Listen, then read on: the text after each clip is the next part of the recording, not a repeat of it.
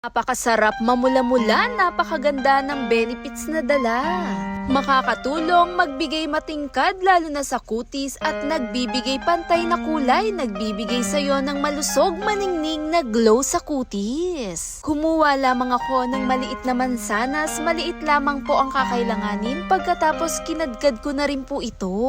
Kasama mismo yung pinakabalat niya. Kakaibang dala rin talaga ang mansanas lalo na sa ating mga balat, lalo na rin nagbibigay magandang malusog sa kutis. Nagbibigay to ng mineral, antioxidant, perfect din talagang natural na tumutulong lalo sa balat na naglalaman din to ng vitamin C, vitamin A na tumutulong bawasan ang pagka-dryness ng ating mga kutis. Pagkatapos kong kadkadin yung mansanas, naglagay din ako dito ng aloe vera gel, 1 teaspoon lamang po. At dito nga po sa dalawang pinagsama natin, halu-haluin, makikita mo yung magandang texture niya.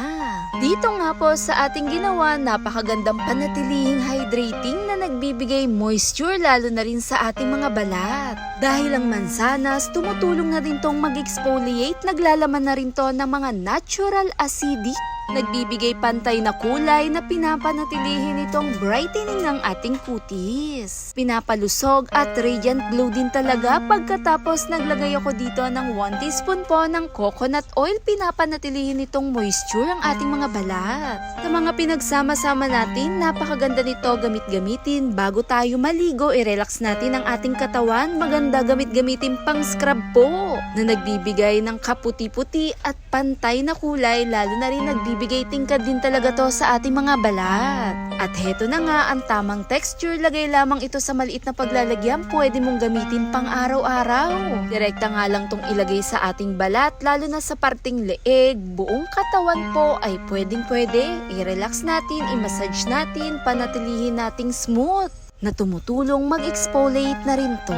Dahil katangian din nito ang content ng antioxidant na mayaman din sa vitamin C na pinapanatilihin niyang glow, lalo na rin naiiwasan nito yung palatandaan ng ating kutis, lalo na rin talaga pag nagkakaedad.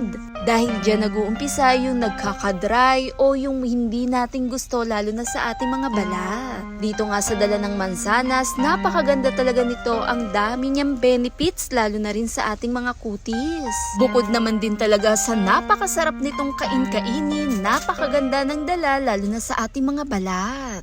10 minutes, ibabad natin to sa parte ng ating katawan. Maiiwasan din talaga ang pagka-dry ng ating kutis na pinapanatilihin itong moisture at exfoliating. Pinapanatilihin itong malambot, makinis lalo na rin sa ating mga balat. Thanks for watching guys! Bye!